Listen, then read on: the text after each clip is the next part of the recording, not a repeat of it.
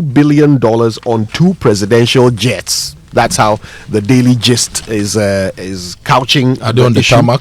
I don't know, but apparently Mahama has blown $1.2 billion on them. NPA marks 20 years of fueling Ghana's growth. That's also on the front page. NPP honors late Aliu Mahama. Martin Amidu fingers president in El-Wak tragedy. And Ato Forsen Hot for granting $10 million tax waiver to Indian firm awarded a tax contract. But nestled in the corner of the front page of the Daily Gist is the headline that I found most interesting. Are you ready for this? Yeah. I dated Abigail 7 years ago, but I am not the father of her child. Guess who is saying this? This must be an MP? Yes. Okay, who is it? A Kumasi MP at that. Sticker. Former Deputy Minister of Finance. Precisely. And Abigail is the wife of the late it appears NADMO Deputy Director, who was part of the people who died in the crash. That's right. Okay. But the kid is not my son. So he says he dated Abigail, but the kid is not hers. His. It's not his. Okay. Other newspapers? We have the Daily Guide this morning. The NPP race is, heating up with the external branches now petitioning the party. They are fighting the decision on the proxy ban. Apparently, the NPP would not allow any voting by proxy this year in this year's presidential race. Is happening at the start of next year, I should say. But it appears that all the foreign branches of the party and the executives have now petitioned the party asking for some intervention in that regard. The minority is also describing the purchase of these 2 jets and 4 helicopters by government as a cover-up. They say that government is using the unfortunate incident of the August 6th helicopter crash as a cover-up. That's the claim according to the minority side of the House. Illegal mining hotspots raided, drugs and dynamite seized. Find details of that, page 6 of the Daily Guide this morning. And Ghana is Africa's hope. That's according to Reverend Dominic Yo, and he's been here in Ghana, of course, doing some work for the Lord. Malawian delegation commends HEPA Plus founder. These are some of the stories you might want to dig in when you grab a copy of the Daily Guide. You know, one moment we want the Ghana Armed Forces, the Air Force, to be retooled. Then the next moment, if we make attempts to retool them, we say, we are blowing, we are covering up. What do we want? What do you really want? Well, we had the Deputy Defense Minister here in the studio, and he clarified. Blessed asked him about, the Deputy Finance Minister. Finance, yes. Forgive me. Thank you. Yes, Deputy Finance Minister. And he clarified that they are ordering aircraft now that will take some time to arrive. Yeah, because in some they have cases, to go through the procurement processes. Not just procurement, but the manufacturing process as well. So we are not buying off the shelf. We are not buying second hand. They are building them for us. Which means that chances are some of these aircraft will not even arrive during the Mahama tenure. Yeah. But but they say it's a cover-up. Are just emerging because of what happened prior to the 2024 elections. There was a big trump card for the NDC. At some point, now Foreign Minister was questioning the propriety or otherwise of it.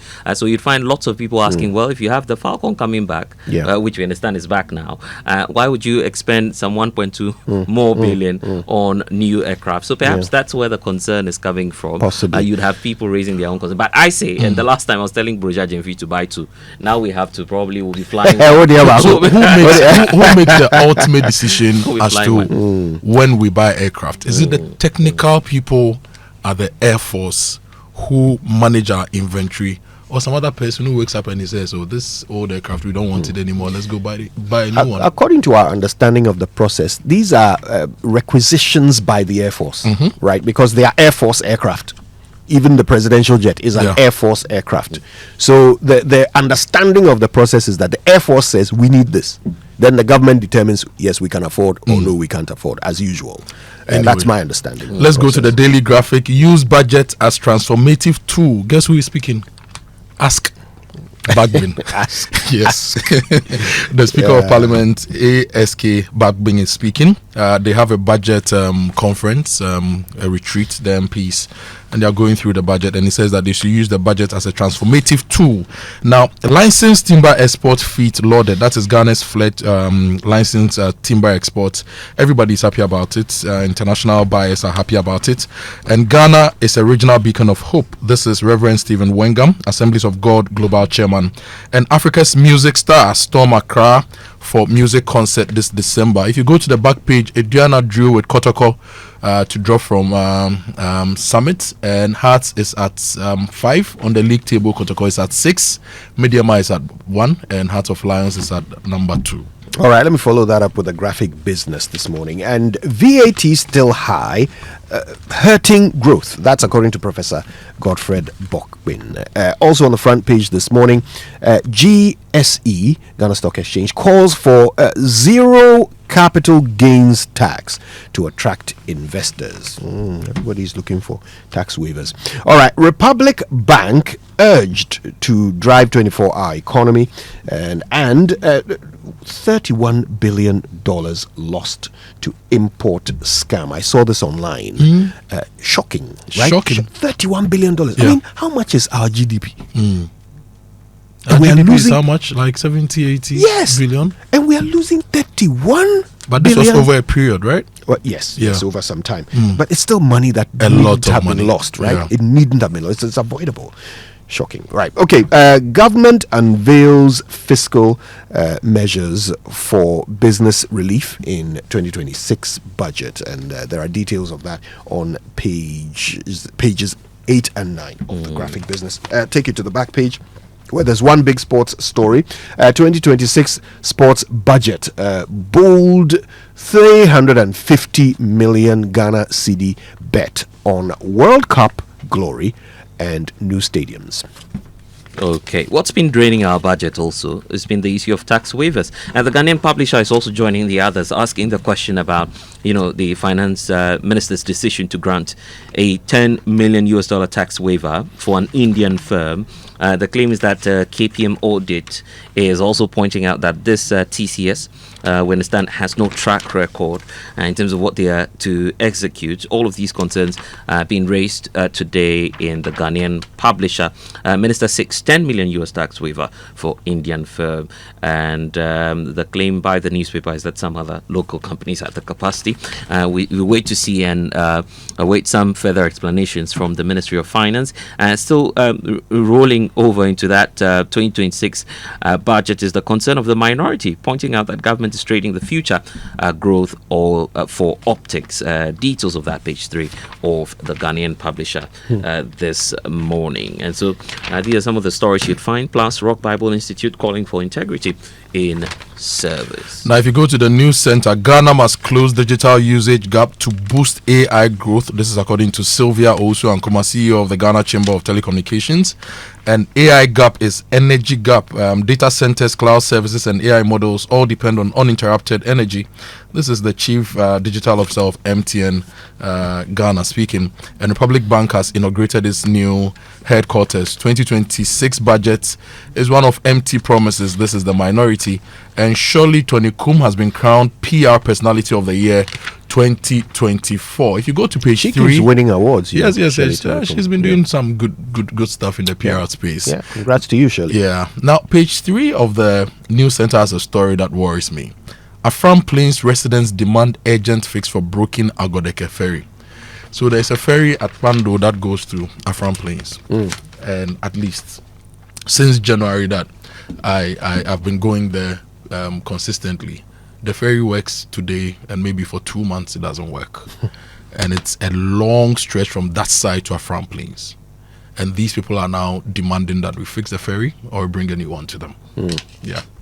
Do you know, I've got to say about while we're on it, about Afram Plains, that it is ridiculous that perhaps some of the most fertile land in Ghana, we've turned it into an inaccessible part of our country. Yeah. Right? It's right in the center of the country. You can reach it through the Volta region, you can reach it through the eastern region, you Bono can reach East.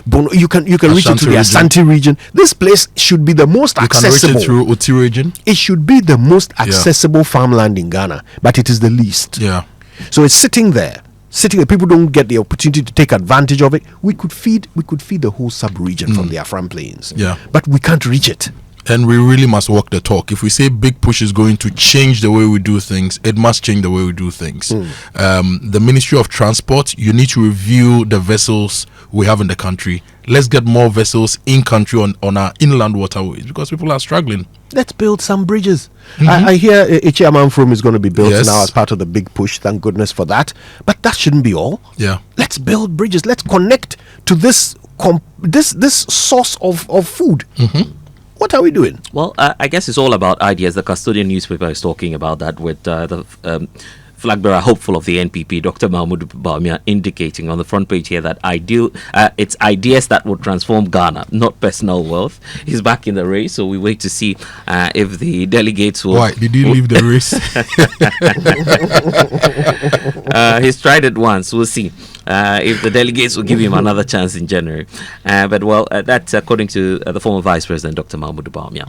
The minority is also calling the budget as containing fanciful allocation and paltry releases that the take of the minority as they dissect the 2026 budget. Now, if you go to the BNFT, Rural Bank set for second Women's Conference and 10th Banking Week in Ho. Now, farmers are excited over a planned 828 million Ghana cedis investment in agric enclave roads, and markets expected to respond positively to the 2026 budget. Now, the government moves to reverse oil production slide as new investments top $3.5 billion. So those are the newspapers. You go to online now. myjoyonline.com talking about the fuel prices. They're set to go up again. That's projected today as OMCs begin new adjustment cycle. Almost all the time it's about $1. But if that's the argument, I don't see why the OMCs will be attempting to just increase the prices again. At least be fair to us now and reduce or keep it at the same rates. That's what I have to say about this. Probably could you has more money to purchase more fuel? I don't know. I don't know where you're getting that idea. All the time the explanation is, we are paying so much for the dollar. Was it not last week that they said they projected that fuel prices will drop? So why are you taking it back? I had the news wrong. I think last week or last 2 weeks, the projection was that fuel prices were going to drop. Yeah. They always have some excuse. Well, I don't want to call it an excuse because I'm not in the sector. They always have a certain justification for why prices should go up. Yeah, but it's not just them. It's the traders as well. Yes. The cedi has gained strength. But somehow the prices just never manage to come down. And we are still paying the same prices for things that you spent less money to buy. Joseph Obeng of Guta, please, good morning to you. We want your team and to work hard as possible to bring the prices down. And to Duncan Amo and your friends in the petroleum sector, please work out something for us. Well, the jet appears to be back. The Falcon I'm talking about. But show us the proof, because that's the demand by some groups as well. So we'll wait to see what the government or the defense ministry will have to say about that. Muhammad Swesin, Chief Justice Bafo Boni, today. So it's the end of the road for Tokono. You mean the end of the road is now? Wasn't she removed some time ago? Oh, okay. I didn't know. I thought that was when she was removed. But until the courts decide everything, can we really safely say it's the end of the road? I find difficulty in that argument. Maybe it's a roadblock. I find difficulty in that argument, because if that's the case, then no judgment is ever the end.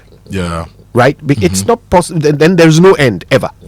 Right? Because yes, you have the right to appeal as much as you can and take it to whichever forum it will accept you. Right? Yeah. But that doesn't change the judgment.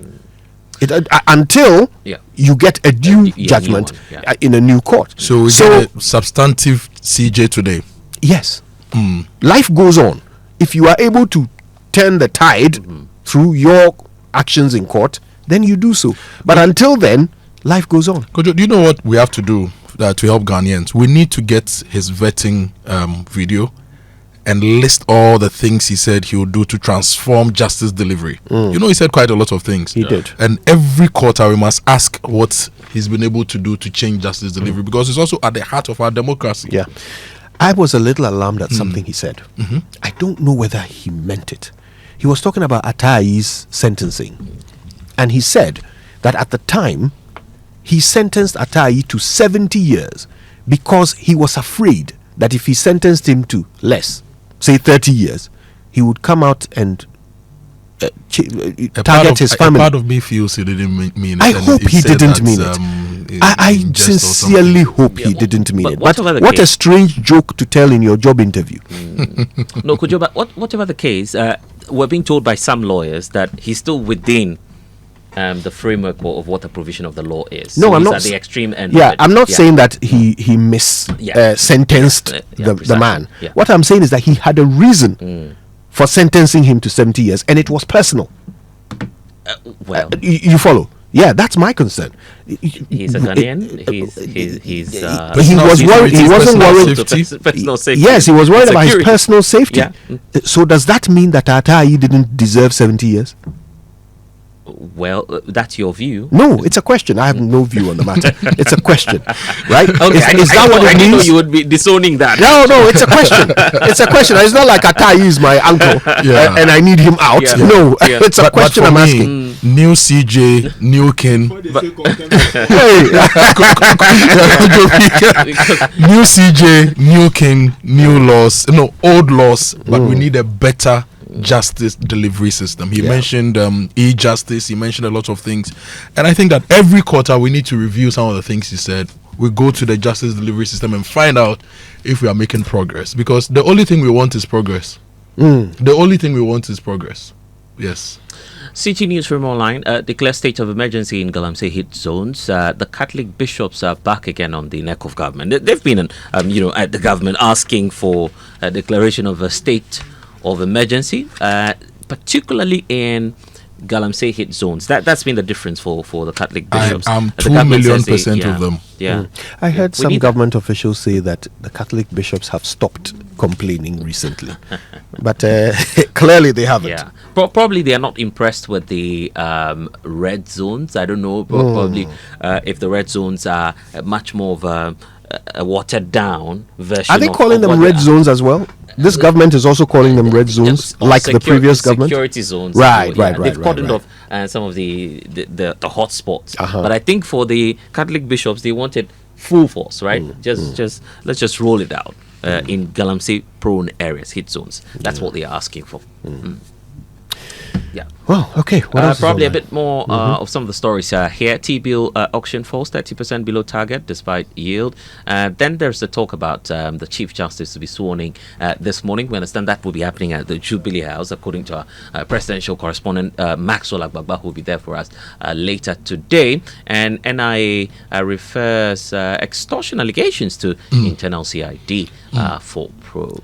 Great. So those are the online stories, and we mentioned the fuel price increases. This is the reason COPEC is giving.